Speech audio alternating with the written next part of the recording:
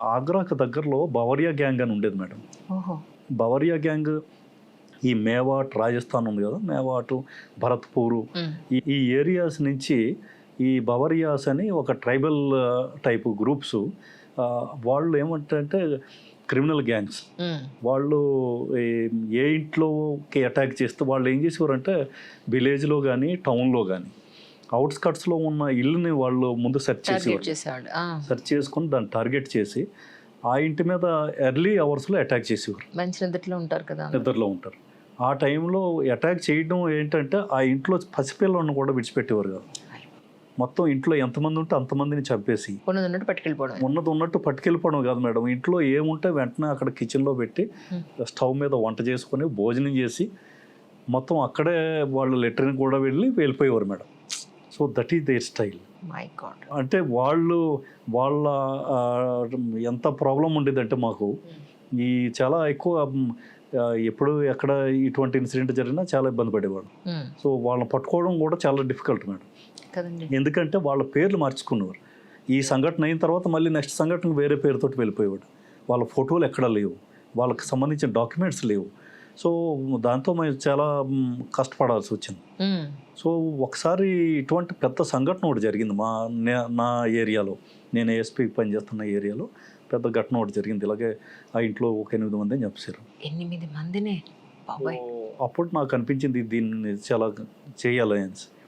అప్పుడు ఏం చేసినట్టు నాతో పాటు ఉన్న ఇన్స్పెక్టర్ ఆ టీంని అంతా తీసుకొని ప్లెయిన్ క్లోత్స్లో ఒక ప్లెయిన్ వెహికల్ తీసుకొని వాళ్ళ విలేజ్ ఆజాద్ నగర్ అని ఉంది. ఇప్పటికీ నాకు ఆ పేరు గుర్తు. ఆజాద్ నగర్ అని ఒక విలేజ్ ఉండేది రాజస్థాన్లో. ఆ విలేజ్ అవుట్స్కట్స్లో మేము ఒక 10 రోజులు క్యాంప్ వేసాం. ఆ విలేజ్ సర్పంచ్ ఎవడో ఏంటి అవన్నీ తెలుసుకొని సర్పంచ్ బయట రాగానే వాడిని లోపల వేసేద్దామని ప్లాన్ వేసాం. సో ఒకరోజు వాడు బైక్ మీద ఇద్దరు సర్పంచ్ ప్లస్ వాటితో పాటు ఇంకొక ఆయన బైక్ లోనా టైప్ వెహికల్ మీద వస్తుంటే మాకు ఇన్ఫర్మేషన్ వచ్చి వెంటనే వాళ్ళని ఇద్దరిని పట్టుకొని మేము పోలీస్ స్టేషన్ తీసుకొచ్చాం యూపీకి. అప్పుడు సర్పంచ్ అంటే ఇట్ ఈజ్ పెద్ద మ్యాటర్. వాళ్ళ విలేజ్ వాళ్ళందరికీ ప్రెస్టీజ్ ఇష్యూ. వాడే వాళ్ళందరినీ ప్రొటెక్ట్ చేస్తున్నాడు. సో విలేజ్ వాళ్ళు ఒక 50-60 మంది ట్రాక్టర్లు వేసుకొని మా పోలీస్ స్టేషన్కి వచ్చారు. మొత్తం ఎక్కువ మంది వచ్చి పోలీస్ స్టేషన్ ముందు కూర్చొని ధర్నాలా కూర్చుంటే అంటే వీళ్ళు ఎందుకు పట్టుకున్నట్టు మీరు యాక్చువల్లీ అసలు ఎవడో తెలియదు కదా మేడం. మొత్తం వీళ్ళు ఈ గ్రూప్లో ఎవడో ఈ ఘటనలన్నీ ఎవరు చేస్తున్నారు ఏంటో మనకి అసలు పేరు లేదు ఊరు లేదు కదా వాళ్ళకి. సో వీడిని పట్టుకుంటే వీడు చెప్తాడు కదా మొత్తం అంతా. హెడ్ అని పట్టుకుంటే హెడ్ కోసమైనా వాళ్ళ విషయం చెప్తారు. వాళ్ళు బాగా ప్రెజర్ పెట్టారు మా మీద, వీడిని విడిచిపెట్టామని. మేము అప్పుడు చెప్పాము, లేదు బాబు వీడిని విడిచిపెట్టే పరిస్థితి అయితే లేదు, ఇంకా మేము ఎన్కౌంటర్ చేయలేదు కాబట్టి మీరు ఆలోచించండి. ఇప్పుడు అసలు వాళ్ళు ఎవరో నాకు ఆ ఇన్ఫర్మేషన్ కావాలి. వాళ్ళు వచ్చేసి నాకు సరెండర్ అయిపోతే వీళ్ళిద్దరిని మీరు తీసుకెళ్ళిపోండి, మీకు సర్పంచ్ కావాలంటే మీరు తీసుకెళ్ళిపోండి, కానీ నాకు మా అసలు వాళ్ళు ఎవరు ఉన్నారు ఆ బవరియా గ్యాంగ్ వాళ్ళు ఎవరో, ఎంతమంది వెళ్తే అంతమంది, ఆడవాళ్ళైనా మగవాళ్ళైనా. అంటే ఆ పర్టికులర్ ఏరియాకనే మీకు తెలుసా వాళ్ళు యాక్చువల్లీ వాళ్ళ విలేజెస్ ఏంటో మొత్తం అంతా మా దగ్గర లిస్ట్ ఉండేది. ఈ విలేజ్ లో వీళ్ళు ఉన్నారు, ఆ విలేజ్ లో వీళ్ళు ఉన్నారు. ఆ విలేజ్కి వెళ్ళడానికి భయపడేవాళ్ళం. ఎవరో ఆ విలేజ్ మీద ఒకటి అదర్ స్టేట్ రాజస్థాన్, ఆ విలేజ్ల మీద రైడ్ చేయాలంటే ఎంత కష్టమైన పని. అక్కడ వేరే స్టేట్లో మనం రైడ్ చేసి వాళ్ళు మన మీద అటాక్ చేసేవారు. వాళ్ళు దారుణమైన అటాక్ చేస్తారు. సో మొత్తానికి వాళ్ళు ఆఫ్టర్ నెగోషియేషన్ ఆఫ్ 7 days వాళ్ళు మొత్తం అంతా వచ్చి సరెండర్ అవ్వటం, సర్పంచ్ని విడిచిపెట్టాం. ఆ సరెండర్ అయిన వాళ్ళందరినీ పట్టుకొని ఇక ఆ తర్వాత నా వర్క్ మొదలుపెట్టినాను, స్టడీ. అసలు ఈ బవరియాస్ ఎవరు, ఎక్కడి నుంచి ఉన్నారు, వీళ్ళ పుట్టుపూర్వోత్తరాలు ఏంటి, వీళ్ళ పేర్లు ఏంటి, వీళ్ళ ఫ్యామిలీ హిస్టరీ ఏంటి, ప్రతి ఒక్కరిది ఫ్యామిలీ ట్రీ తయారు చేసి వీళ్ళందరినీ ఇంట్రాగేట్ చేసి వీళ్ళని 10 రోజులు నా దగ్గర నుంచి మొత్తం ఒకరి నుంచి కనుక్కొని మొత్తానికి ఒక బుక్ తయారు చేసింది దాని మీద. కానీ ఇంతకీ అంత క్రూరంగా మనిషి చంపేసి ఇదంతా డబ్బు కోసమేనా సార్ వాళ్ళ? లేదు మేడం, అంటే యాక్చువల్గా మాకు క్రిమినాలజీలో మాకు చెప్తారు ఎన్పిఏలో. సో ఇప్పుడు లేవు, ఇప్పుడు తగ్గిపోతున్నాయి ఆ గ్యాంగ్స్ అన్నీ తగ్గిపోయాయి. మాకు చాలా ఉన్నాయి అటువంటి గ్యాంగ్స్ యూపీలో. వాళ్ళకి పర్సనల్ ట్రైట్ అది, వాళ్ళ తొలక వాళ్ళ వ్యక్తిత్వ లక్షణమే అది. క్రైమ్ చేయడం డబ్బుల కోసం కాదు, క్రైమ్ చేయడం క్రైమ్ కోసం, వాళ్ళ ప్యాషన్ అది. Oh my God. సో అందుకని వాళ్ళకి ఈ చంపడం అనేది అది పార్ట్ ఆఫ్ దేర్ నేచర్, వాళ్ళ స్వభావమే అది. వాళ్ళు కావాలని చంపడం ఇంకోటి కాదు, వాళ్ళకి చంపడం, అక్కడే వండుకోవటం, అక్కడే తినడం, అక్కడే అన్నీ చేయటం, ఇదంతా వాళ్ళ తాలూకా ప్యాషనెట్గా చేసేవారు. ఎవరికి దొరికేవారు కాదు, వాళ్ళు వెళ్ళిపోయేవారు, ఎలా వెళ్ళిపోయేవారో తెలిసేది కాదు. సో ఇదంతా ఒక రకంగా జరిగేది. ఎప్పుడైతే ఈ బుక్లెట్ తయారైందో నేను అప్పుడు ఆ టైంలో మా డిఐజీ దగ్గరికి వెళ్ళి, సార్ ఈ పుస్తకం తయారు చేసింది సార్, దీని మీద వీళ్ళ కొంతమంది ఫోటోలు, కొంతమంది పేర్లు, ఆ బయోడేటా అంతా తయారు చేస్తే ఆయన చాలా హ్యాపీ అయ్యాడు. మొట్టమొదటిసారి మనకు ఒక రికార్డు దొరికింది వీళ్ళ మీద, ఇప్పుడు దీనికి చూద్దాం దీని పని అనేసి ఆయన మాకు STF అని ఉంది. యూపీలో STF చాలా ఫేమస్ మేడం. మనకి గ్రే హౌండ్స్ ఎలాగో special task force. So special task force చాలా పవర్ఫుల్, మా యూపీది చాలా ఎఫెక్టివ్, చాలా పవర్ఫుల్. సో ఈయన వాళ్ళకి ఫోన్ చేసి, ఇదిగో మా ASP తయారు చేశారని చెప్పి ఆ బుక్ ఇచ్చి వాళ్ళకి అప్పచెప్తే, వాళ్ళు ఇంకా దే ఎలిమినేటెడ్ ఆల్, దొరికిన వాళ్ళు దొరికినట్టు ఎన్కౌంటర్ జరిగి, సో చాలా వరకు ఈ ప్రాబ్లం నెక్స్ట్ 4-5 ఇయర్స్లో కంప్లీట్ అయిపోయింది. ఎవరు లేదు, అయిపోయింది. సో ఆ విధంగా ఈ ASP షిప్లో కొంత ట్రాఫిక్ మీద చాలా ఎక్కువ వర్క్ చేసేవాడిని. సో అలా మెల్లగా ASP అయిపోయింది మేడం. తర్వాత బటాలియన్ కమాండెంట్గా చేశాను కొంతకాలం. ఆ తర్వాత మళ్ళీ ఒక SP సోన్భద్ర అని యూపీ, బీహార్, జార్ఖండ్, ఛత్తీస్గఢ్కి బార్డర్లో ఉన్న డిస్ట్రిక్ట్ సోన్భద్ర. నక్సల్స్ ప్రభావిత ప్రాంతాలన్నీ. ఎస్, ఇది హార్డ్ కోర్ నక్సల్ ఏరియా యూపీలో. ఇది కూడా నేను వెళ్ళే టైంలో అప్పుడు SP ఇంటి నుంచి రాత్రిపూట బయటకు వెళ్ళేవాడు కాదు. అది అప్పుడు ఆ పరిస్థితి ఉండేది. నేను వెళ్ళే టైంకి చాలా పోలీసు వాళ్ళని, చాలామందిని వాళ్ళు ల్యాండ్ మైన్ బ్లాస్ట్ చేసి చంపడం, ఇవన్నీ చాలా ఇన్సిడెంట్స్ జరిగాయి. బట్ నేను వెళ్ళిన తర్వాత చాలా ఒకసారి మేము వెళ్ళే టైంలోనే ఒక విజయగఢ్ అని ఒక ఫోర్ట్ ఉంది మేడం. ఫోర్ట్ అంటే కోట.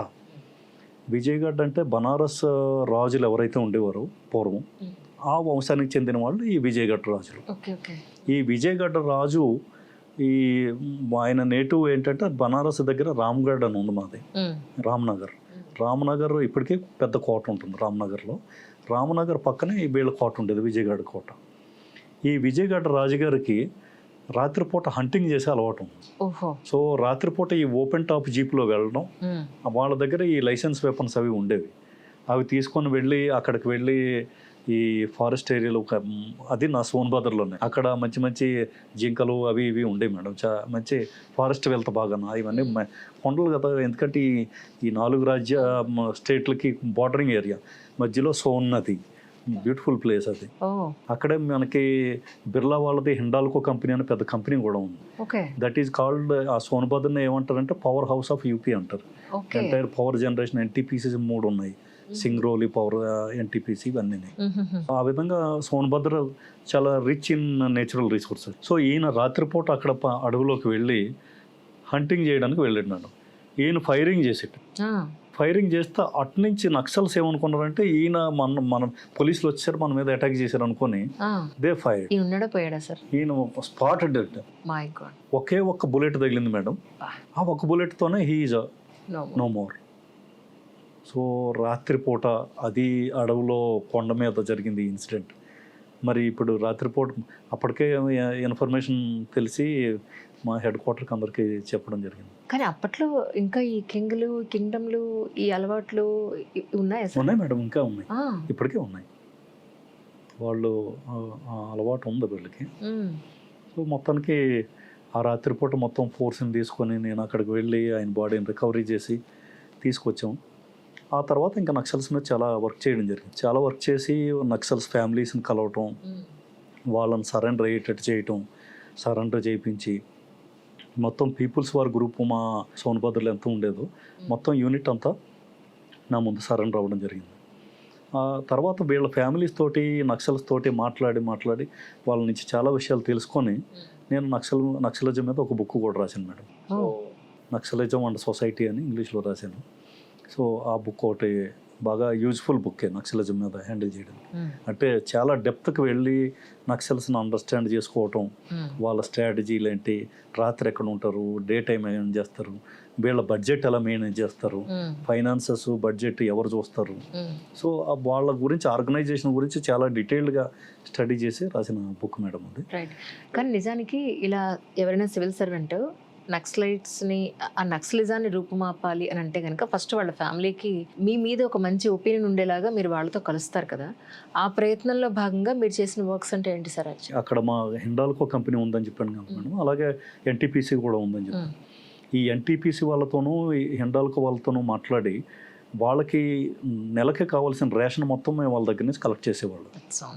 రైసు, పప్పులు, కూరగాయలు, ఆయిల్, వస్తువులు మొత్తం వాళ్ళ ఫ్యామిలీ నడవడానికి కావాల్సిన మొత్తం అంతా కూడా ఒక్కొక్క బ్యాగ్స్ తయారు చేసి ఇంటింటికి వెళ్ళి ఆ బ్యాగ్లు ఇచ్చి వచ్చేవాళ్ళు. అసలు ఆకలిని వాళ్ళు జయించగలిగితే ఫస్ట్ వాళ్ళు అక్కడ చాలా యాక్సెప్టెన్స్ వచ్చేస్తుంది కదా. కరెక్ట్. వాళ్ళకి నా మీద చాలా నమ్మకం కలిగేటట్టు చేశాను. అదే విధంగా నెక్స్ట్ ఏం చేసామంటే వాళ్ళకి సైకిల్ కావాలని సైకిల్ ఇచ్చాము. వాళ్ళకి ఈ ఫారెస్ట్లో వాళ్ళకి ల్యాంప్స్ అవి అవసరం, లైటింగ్ ఉండేది కాదు, ఆ ల్యాంప్స్ అన్ని డిస్ట్రిబ్యూట్ చేసాము. అన్నీ అయిపోయిన తర్వాత ఒకసారి నాకు ఒక ఐడియా వచ్చి, వాళ్ళందరితోనూ మీటింగ్ పెట్టి వీళ్ళ ఫ్యామిలీస్తో మీరు ఎవరైనా పని చేస్తానంటే నేను జాబ్ ఇప్పిస్తానని చెప్పాను. సో వాళ్ళలో చాలామంది ముందుకు వచ్చారు. మేము కొండల్లో మా ఇల్లు ఉన్నా కూడా మీరు జాబ్ ఇప్పిస్తానంటే మేము వస్తామండి అనేసి. అప్పుడు ఈ హిండాల్కో కంపెనీతో మాట్లాడితే వాళ్ళు తీసుకురండి సార్, మనం ఇద్దాం, వాళ్ళకి తగిన జాబ్ మనం ఇద్దాం, వాళ్ళకి ఈ వర్కర్స్ క్వార్టర్స్ కూడా మనం అలవాటు చేద్దాం అనేసి వాళ్ళు చెప్పారు. సో చాలామందిని నేను ఏం చేశానంటే అక్కడి నుంచి ఇక ఫారెస్ట్ ఏరియా నుంచి వాళ్ళని షిఫ్ట్ చేసి ఇక్కడ హిండాల్కో కంపెనీ ఉన్న చోటకి వాళ్ళని రీహాబిలిటేట్ చేయడం జరిగింది. సో దాంతో ఆ ఫ్యామిలీస్ చాలా హ్యాపీ ఫీల్ అయ్యి వాళ్ళ పిల్లలకి అందరికీ మెసేజ్ పంపించి, ఈ సార్ ఉన్నప్పుడే మనం వచ్చేస్తే మనకు బెటర్, మీరు మెయిన్ స్ట్రీమ్లోకి వచ్చేవచ్చు, మిమ్మల్ని మనకి వాళ్ళు నా దగ్గర కలిసే అవకాశం ఉంటుంది, లేదంటే మరి మరొకరు వచ్చి ఎన్కౌంటర్ చేస్తే మళ్ళీ ఇబ్బంది ఉంటుంది అని వాళ్ళు నా దగ్గర ప్రామిస్ తీసుకున్నారు. మీరు ఎన్కౌంటర్ చేయను అంటే మేము సరెండర్ అవుతాం అనేసి. They came up with weapons. వాళ్ళందరూ కూడా వాళ్ళని నేను అన్న జైలు కేసులు నేను రూపుమాపే అధికారం నాకు లేదు, you have to face those cases, but నేను మిమ్మల్ని ఎన్కౌంటర్ అయితే చేయను, మీరు వచ్చేయండి, సరెండర్ అయిపోండి. So they came. వీళ్ళకి నమ్మకం కుదిరిన తర్వాత మిగతా వాళ్ళు వచ్చారు. అలా మొత్తం లీడర్స్ అంతా కూడా రివార్డెడ్, మంచి రివార్డెడ్ నక్సల్స్ అంతా కూడా దే సరెండర్డ్. ఆ తర్వాత కూడా వాళ్ళు జైలు నుంచి బయటకు వచ్చాక నన్ను కలిసేవారు. కలిసి సార్ మీ వల్ల మాకు లైఫ్ ఏర్పడింది సార్, ఇప్పుడు కూలి పని చేసుకుంటున్నాను లేకపోతే ఇంకో పని,